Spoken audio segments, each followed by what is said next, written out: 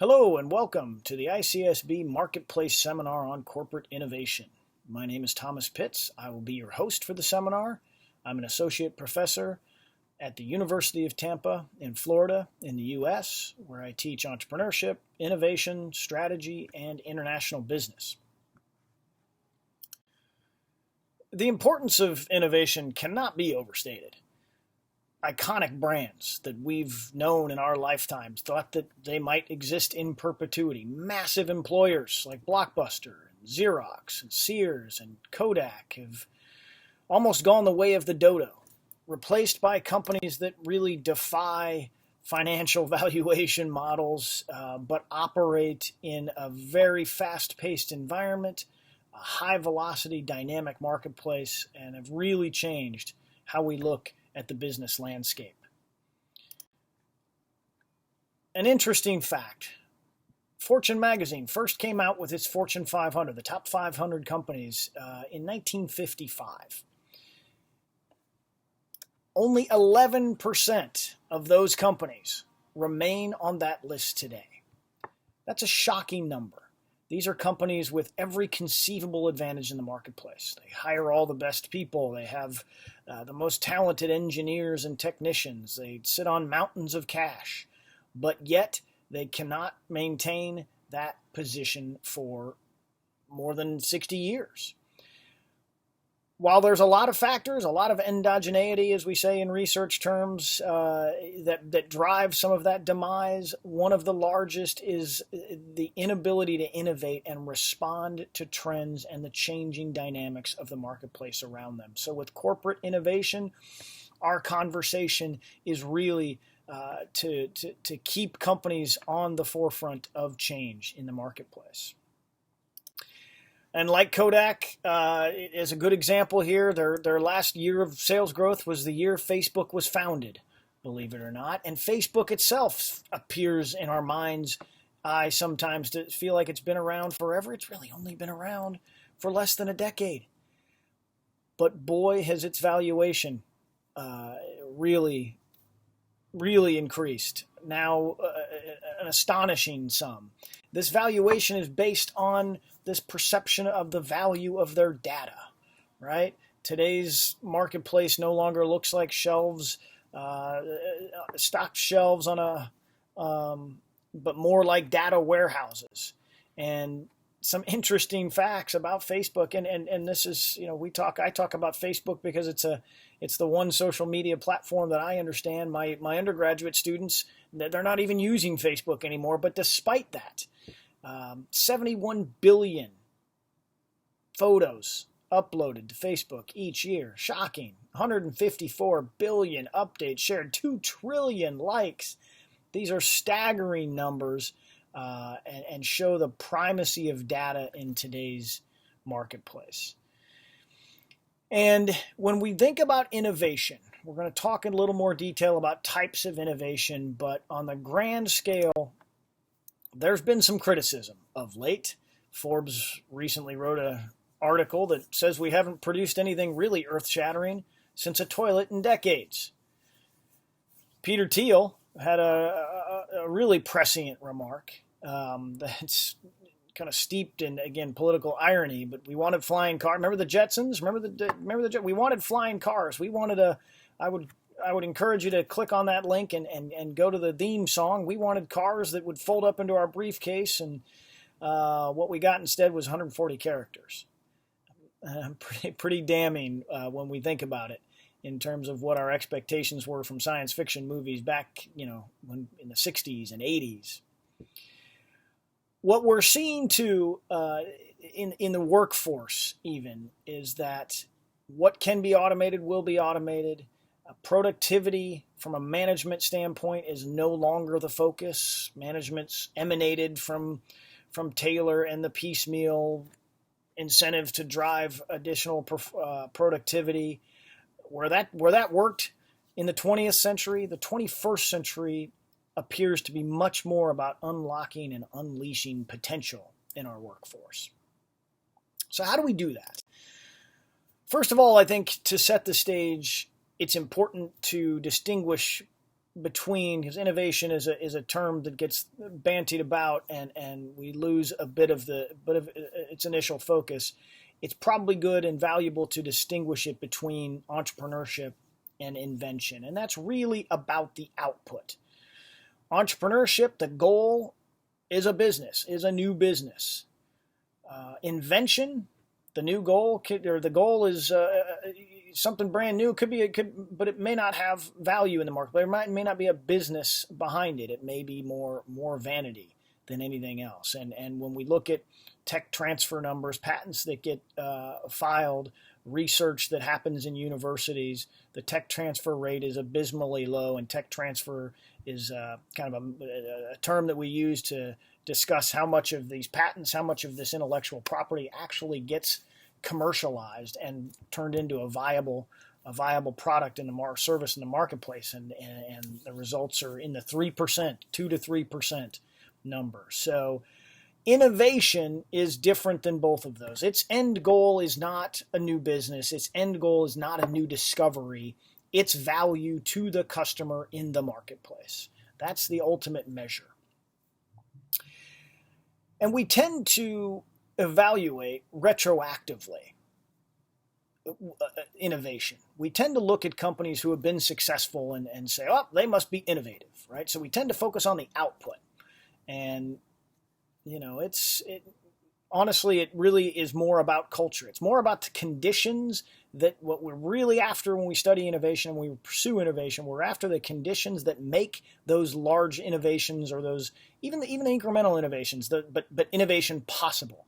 Too often, we give companies credit for that one major discovery. Anybody can get lucky once. The challenge is to create a culture that fosters innovation continually and renewably over time. And part of that culture is espousing creativity and diversity within your operations. And what does that mean? We understand what creativity is, but what gets lost in the pursuit of creativity sometimes is due, I think, in large part to the way we run our companies and our educational systems. Right? We prioritize being right. And that can tend to constrict thought and limit creativity. I'm not saying that failure is the same as being creative, but if we don't create a culture where it's permissible to fail and learn from that failure and move on, we'll never be creative. So a culture that permits failure is incredibly important and hard to generate within our corporate culture, but it's required in order to be successful. Innovation also makes a really pragmatic, practical case for diversity. The other thing about creativity is we're limited on how we learn, our associative barriers. So we think about it in terms of developmental psychology. As a kid, we touch the stove, it's hot, we associate the stove with heat and burning ourselves, right? And so when this goes on throughout our lives, we develop, based on our history and our experience, we develop this path-dependent approach to solving problems. We've seen something like this before. We apply what worked last time to this new problem. It's a very useful heuristic that makes us incredibly efficient at making decisions. What it does, however, it limits us based on our experiences, based on our associations. So to come up with something truly creative, to combine things in ways that we wouldn't otherwise think of combining things, or come up with some new idea that's never been seen before, we really need diverse perspective and diverse thought brought into the equation.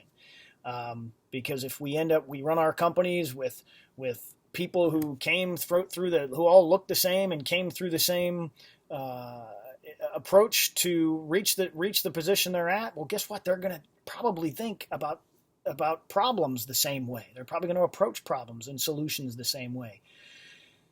My argument for diversity would, why not, in addition to race and creed and color and sex, sexual orientation, there's career diversity. Why don't we have concert pianists or marine biologists on our corporate boards? Because they're going to look at problems very differently than the Harvard MBA will. some companies are beginning to do this. You're starting to see the stirrings of that in the marketplace, and it's exciting to see, but because that diversity really can help to generate creativity and foster that culture of innovation within organizations. So what kind of capabilities do we need to enhance or develop in order to be successful as an organization with innovation? Well, in the literature, we call these dynamic capabilities. They're things that we do, they're knowledge structures that we create that are specific to, targeted for success in high velocity, dynamic, rapidly changing marketplaces. The category is comprised of things like research and development, which we understand intuitively well. This is the amount of human capital and financial capital that we spend generating new ideas, new feature sets, new products, new services.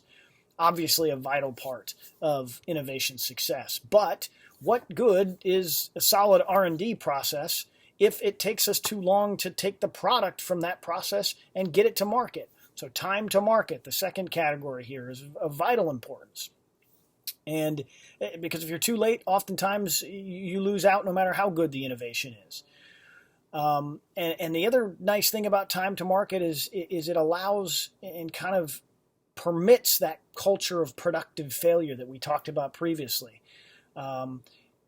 If we think about it this way, every company has fans, has early adopters, right? I'm sure we all can think of the friend or family member who always has to have the latest and greatest new piece of technology, new iPhone. Well, these early adopters are wonderful sources for prototyping and iterating and getting those ideas, the spend on R&D out into the marketplace to test it, iterate it, change it if necessary, and reintroduce it to a larger marketplace that might not be as forgiving as those early adopters. It also has the advantage of, with those early adopters, rather than being turned off by bugs in the product, they often through that beta testing process feel even more brought into the fold with the company. So the third set of capabilities are embedded within this construct that we call absorptive capacity. A fancy sort of term, but it really has two key parts that make a lot of intuitive sense. As a company, as an organization, how receptive are we to external information? Valuable trends that we might perceive outside of the organization, maybe even outside of the industry in the macro environment. So how in tune are our antennae for that new information? Do we have the ability to recognize its value and bring it in? A key aspect. But then once we bring that information in, the second part, the really important part, is how flexible, how malleable are our internal processes and procedures to being able to take that information, convert it to something useful, and exploit it in the marketplace, right? How bureaucratic are we? Have we streamlined as much as possible so that we can take that new information and generate something productive with it? Finally, we're seeing a big trend now in the marketplace, and this is relevant for both strategy and strategic decision making and innovation, to an opening of the process. It used to be that both strategy and innovation were sort of these closed, clandestine almost meetings of the head engineers or the senior leadership to come up with a new direction or a new innovation, and then foist that upon not only the rest of the organization but the consumer as well. And now we're starting to see that change rapidly. Atlassian, the Australian company, pioneered this idea, but it's been made famous by Google with 20% time, where 20% of any Google engineer's time on the clock can be spent working on whatever they want. And it's generated some really new innovative ideas and products that, of course, the IP then belongs to Google, but great for employee engagement, also great for innovation. IBM does an idea jam. Facebook is famous for a hackathon where they use their corporate intranet to put a challenge out to the organization, the periphery of the organization, soliciting feedback and ideas from anywhere, and then they take those the best ideas and allow those folks to develop new business lines around them. So the periphery of the organization is engaged. We're seeing it through organizations that even go outside of the organization to do crowdsourcing for new ideas, and a lot of co-creation in the marketing literature, and specifically there is focused on this, where products and services are being created with the customer who ultimately receives them. So this idea of co-creation is also very important. Probably one of the big the big, I guess, thriller in Manila, the big fight in this of closed versus open, this paradigm of innovation is Microsoft. When I remember one of my first jobs as a high school kid was delivering Encyclopedia Britannicas door to door. Kind of a fun job. But then the advent of the personal computer came out, and Microsoft created Microsoft Encarta. We probably recall this, a lot of us. And Microsoft, again, all the advantages. The computer was purchased with the Office suite of software, and Microsoft Encarta was a CD-ROM that you put in that came shipped with every. So the market was already pretty well guaranteed. They spent, how many hundreds of thousands, millions of dollars on curating the best research and articles from the experts, putting together in the platform, and came out with a really, at its time, revolutionary sort of encyclopedia, digital encyclopedia. Well, fast forward a few years and another model comes into the marketplace, and it's an encyclopedia that's curated by whoever wants to, and no one gets paid a dime to do it. And no sober business person, economist would have predicted in this clash of these two titans, the victory of Wikipedia over Microsoft in the digital encyclopedia game. So again, being receptive, being rapid, and crowdsourcing some of these ideas are really important new trends in the marketplace now. With a bit better understanding of the capabilities that can help drive innovation, it's also useful to understand a bit more about the types of innovation that are possible. And this 2x2 matrix is useful in helping to understand that.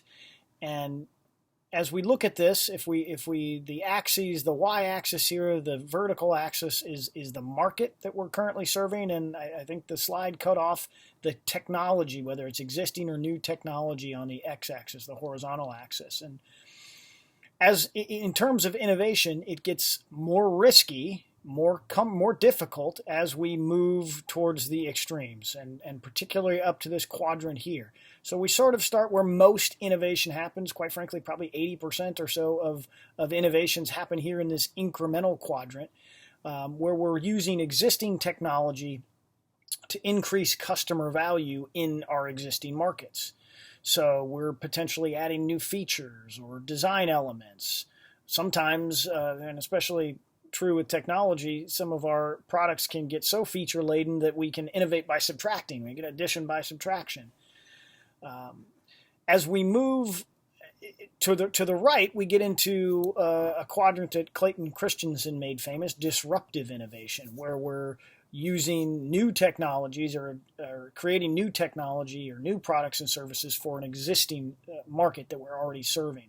This is where we kind of come back to that conversation about our early adopters. As we create new products, services, technology, it's often buggy the first time, maybe has some potential issues that we need to work out and iterate with actual customer feedback. So this is where that occurs. Products that we're familiar with that probably fit into this criteria would be the iPhone, for example. They weren't the first smartphone, the first cell phone, but really came in with new technology in that marketplace and a new way to interface with the smartphone, and really kind of disrupted the market. It's important here in any of these, but as we get more risky, it's really important as we move toward the edge that we build in switching costs. This concept of switching costs is important, and that's pain points for our customers to switch to what might come next. Because if we're taking that first mover that early bird gets the worm approach to innovation and getting that out in the marketplace, there's always a risk that a fast follower could come in, another company who's close or is sitting on mountains of cash and can turn quickly based on what we've learned based on our new markets or new technology. If we don't protect that space through developing switching costs, it might be wise to hold off for a moment. Up in this quadrant here, we look at architectural innovation. This is where we're taking existing technology and we're looking to apply it in new marketplaces. Famous example here is NASA's memory foam that they designed for the space shuttle, ending up in aircraft passenger seats. So also a great way to consider, and a lot of times this happens within companies too. If there's capabilities that they have that might be able to be redeployed into other spaces, other industries, can be a really incredible source of competitive advantage. And then finally, up in this, the most risky, the most difficult, but the most interesting, and the one that gets the most press, the category of radical innovation. These are the groundbreaking, the frame-bending stuff like the airplane itself, for example, or back to the earlier conversation we had about wanting flying cars and unfortunately ended up getting 140 characters. So where do we look for opportunities for innovation in our organization? Well, it's too myopic to say within the organization. It's too myopic to say we're simply trying to find opportunities to drive more customer value, creating feature sets, products, services for customers. Because it's a broader conversation. There are opportunities for innovation throughout the value chain of our organization. So what's the value chain? It's a concept that we all understand the supply chain intuitively, what it takes to get the raw materials up through inbound logistics into your organization to the operations where then you take those raw materials and you convert them to some value that you then pass to the customer. The supply chain sort of stops at the operations. The value chain extends that conversation all the way to the customer and even beyond to after-sales service. So there are opportunities for innovation in any part of the value chain that you have a sort of ownership of. It can happen in the back office. It can happen in human resources. The best, right? If you find a better way to attract better talent, that can be incredibly vital. Technology development, procurement, inbound logistics, operations, outbound logistics, marketing and sales, service. Any one of these areas is rife with opportunity for innovation. Amazon, for example, derives a lot of value here through automated warehousing and shipping and delivery innovations. Customer service and after-sales service has changed. Innovation has changed this. Arguably, customer service in the future is happening with Internet of Things. It's the Alexa, it's the Google Home on your kitchen counter. Robotics, machine learning, 5G is going to change a lot of things. So any aspect of the value chain has an opportunity for innovation, and we've seen companies drive tremendous value ultimately to their customers through innovation at different aspects. So now that we understand a bit more about the dimensions of innovation, the boundary conditions of innovation, let's switch gears for a portion of the remainder of the seminar to talk about the tools that we've used with corporate clients to assess their culture of innovation and spur innovative activity within the organization. The first is an innovation audit. It's a tool that we use. It's an 80-question survey that we deploy at multiple levels of an organization to see if there's differences or discrepancies in the response, to assess the culture on 5 different dimensions for innovation within the company. We look at questions of strategy, which helps. So, what's the innovation strategy of the company, which helps to provide focus for where we're going. What are the processes for vetting new ideas? How do we organize activities? We know that organization and partnership and the diverse opinions and ideas are vital for creativity. So how do we coordinate activities and help the organization become more malleable? What do our processes look like? Do we have linkages across the company, across business units, even outside, one industry to another if it's a diversified company, because that's where some novel ideas come. The more how well linked are we, even with suppliers, because a lot of times innovative ideas can come from not only customers and internally, but suppliers as well. And then finally, the last dimension we look at is learning. Is the culture of the organization one that permits failure? Are there capabilities that are being developed and enhanced, and organizational learning around absorptive capacity, research development, time to market? Another tool that we use to help catalyze innovation within organizations is the business model canvas, made famous in the entrepreneurship literature.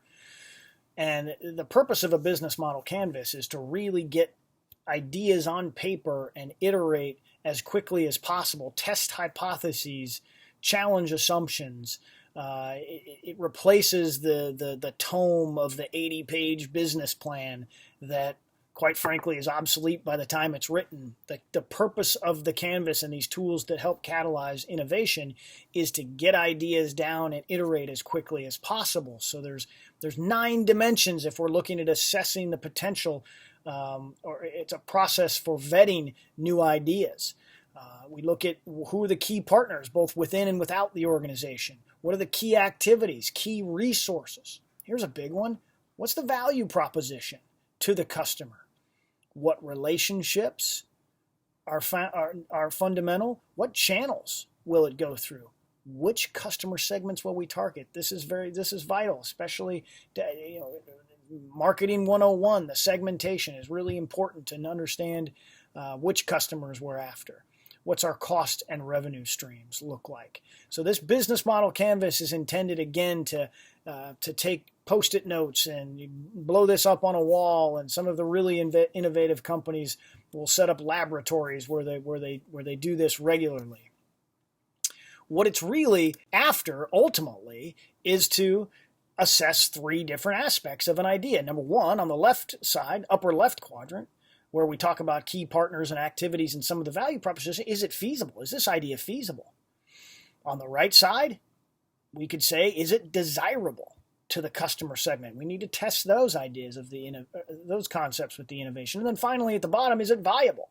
If we can triangulate on all 3 of these areas and it still looks promising, we move it forward in our process. Again, the idea being this is part of a process that helps to evaluate ideas and compare them from one to another, because one of the biggest challenges in a corporation is what to say no to. There's never a lack of good ideas.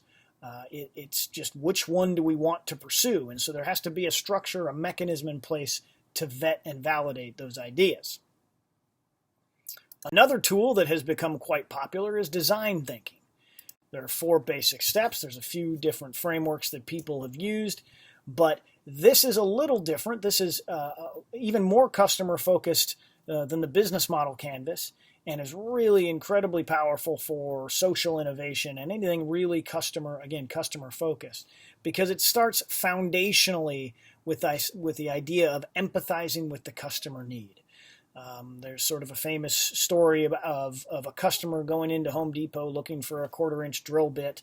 The Home Depot employee, as he's helping her find a 1/4-inch drill bit, asks the question, "What are you using it for?" She says she's trying to hang a picture. He explores the need behind the need. Is the need really the 1/4-inch drill bit, or is there a better solution than poking a hole in your wall to hang a big picture? And hence the innovation, 3M's innovation of the command strips, right? So understanding that need at the fundamental level, maybe the question behind the question, is the formative step in design thinking. Empathizing, embedding yourself within the customer's problem, reframing that question and that need, ideating a solution, and then again, This is a common theme in anything we do to be innovative, to create a culture of innovation. We need to iterate, we need to test, we need to hypothesize. So the process, again, in terms of as a culture, how we think about things, we need folks at the beginning who are engaged in divergent thinking. We're looking at if we look at the problem, we're expanding our thought, trying to find different approaches and different clues to that need. Then once we've identified what we think is the core, we converge on that problem. We decide, okay, well, here is the problem. Now let's diverge again in our thinking to come up with a multitude of solutions, not be constricted by a particular path or what's been done in the past or a resource constriction. Come up with a multitude of ideas that then we converge through a prototyping and testing process where we really beta all of these ideas and determine which one comes out the best. So while it looks almost like a bulging linear process, in reality it looks something like this. We spend a lot of time here, and then it moves rather quickly at the end. That's relatively common. The idea would be to have this inculcated in your process so that smooths out a bit, and we spend more time on the divergent, less time on the convergent. So, again, I said there are multiple approaches for how design thinking is done, and this is by no means a comprehensive seminar on design thinking. That would take certainly another day or two to really go through. But here are some of the schools of thought that have done it. I borrowed this from the Florida States, and this is interesting to talk about some of the if we look at this as a subway map, some of the stops on the map. To really do design thinking well in your organization, the idea of starting with a design challenge for creating customer value is important. Who are the key stakeholders? We can get through here and look at this. This is really, I think, for a lot of us in research are intrigued by this. Design thinking is really set up for qualitative research. We're not necessarily trying to use empirical statistical methods here. We're really after ethnography, diving in again, understanding that need of the customer, sort of putting ourselves in their shoes, if you will, with empathy is a foundational part of this. Brainstorming ideas, figuring out what works, what doesn't work, prototyping on paper, low fidelity prototypes. Then as we get closer, developing high fidelity prototypes, and then finally the designing the solution based on what comes out. So it can be a powerful process if done correctly, if an organization can commit to each one of the features and really it's hard to do, to create a culture around this. It's not an easy path to take, especially when we're immersed in our day-to-day operational questions and challenges. But this can really drive, again, a culture of innovation within the organization.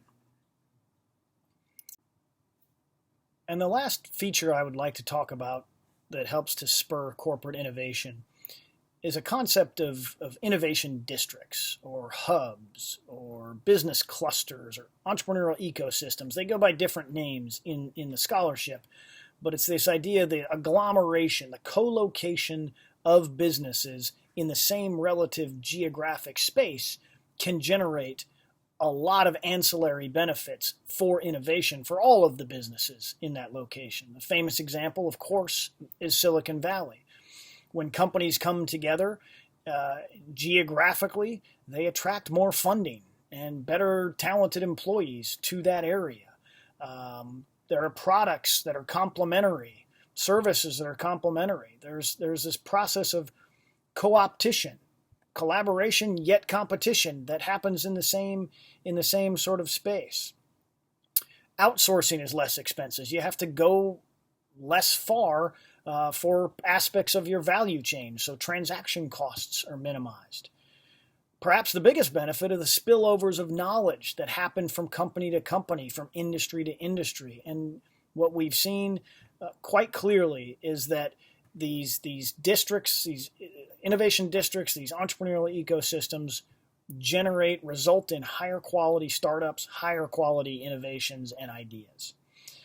They also are terrific for spurring research and technology transfer. The main point here being that innovation, the performance of innovation, isn't strictly driven by resource availability, but it's also about how those resources are configured spatially. These are all concepts that have received a lot of attention in the literature and will continue to do so. Thank you for joining me at today's ICSB Marketplace Seminar on Corporate Innovation. I hope you've enjoyed it. I hope that you've appreciated some of the definitional aspects of innovation that we've discussed, some of the trends in innovation and corporate innovation, and importantly also the introduction to some of the tools that we use to help spur and assess innovation within our organizations. Thank you very much.